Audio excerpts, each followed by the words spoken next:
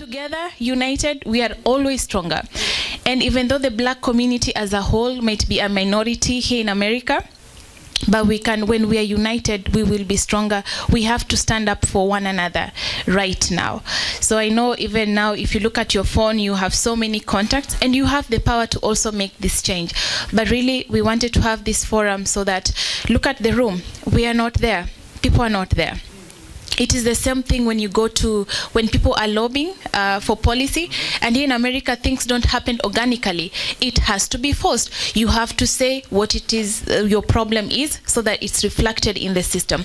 But then when we don't show up, when we don't speak out, when the bill comes out, yes, it will cover everybody, but then it will not be really reflective of you. It could have been better. One of the things we are looking at right now, the bill, whatever they come up with, we want to make sure that it is fair, it is accessible. You know, they want it to be tough, but we want it to be also humane.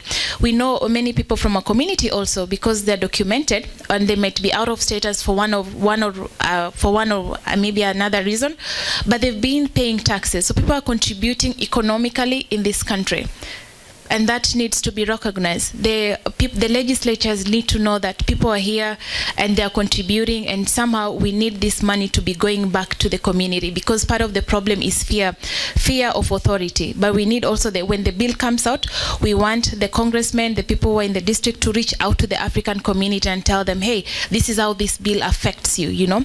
And it's not just about the immigration, but it's also about us as a community being integrated more into the society. We're already integrated in terms of economically, but really giving our full and our best to understand how is it that the government works, having stronger relations with the government officers. You find also the Hispanic community, you have, you know, they have, right now it's very strong, and they have people in power, people who are politicians, and the same can also happen from our community.